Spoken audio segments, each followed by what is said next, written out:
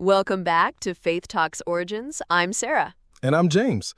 Today we're diving into Genesis chapter 4, a chapter that shows us how sin escalates and how God responds with both justice and grace. That's right. We move from the garden to the field, from Adam and Eve to their sons, Cain and Abel, and sadly, from disobedience to violence. The chapter begins with Eve giving birth to Cain and then Abel. Both brothers bring offerings to God, Cain from the fruit of the ground and Abel from the firstborn of his flock. But God regards Abel's offering, not Cain's, and that sparks something in Cain. Anger, jealousy, resentment. It's important to note, the issue isn't just what they brought, but how they brought it. Abel gives the best, the first.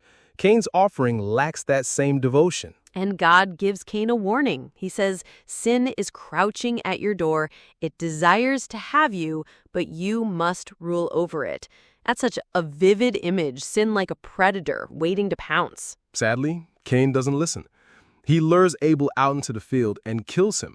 The first act of human violence in Scripture is between brothers. It's heartbreaking, and it shows us how quickly sin can grow from inward emotion to outward action when left unchecked. God confronts Cain with the haunting question, "Where is your brother?" Just like he asked Adam, "Where are you?"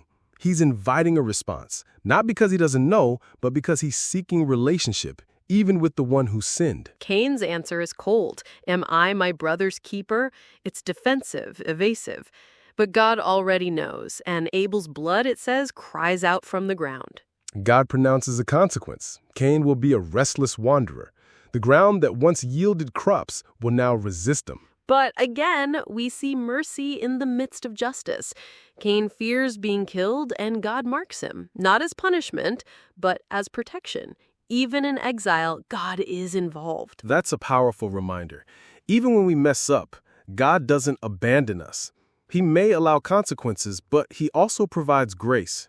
Cain settles in the land of Nod and has descendants. Culture begins to develop, cities, music, tools, but violence and pride also continue through his line. There's a turning point at the end of the chapter, though. Adam and Eve have another son, Seth. And it says people began to call on the name of the Lord. So even in a broken world, hope isn't gone. A remnant begins to seek God again. The line of promise continues. Genesis 4 shows us the seriousness of sin, but also the seriousness of God's mercy. He warns us, he confronts us, and he still pursues us. And maybe most importantly, it asks each of us, how do we respond when we're corrected? Do we let sin rule? Or do we return to the one who made us? Thanks for joining us today. Next time, we'll explore Genesis 5, the genealogy of Adam, and what it teaches us about life, death, and legacy. Until then, stay rooted in truth and open to wonder. And remember, you were formed on purpose for a purpose. If this episode encouraged or challenged you, please share it, leave a review, and be sure to subscribe. We'll see you next time on Faith Talks Origins.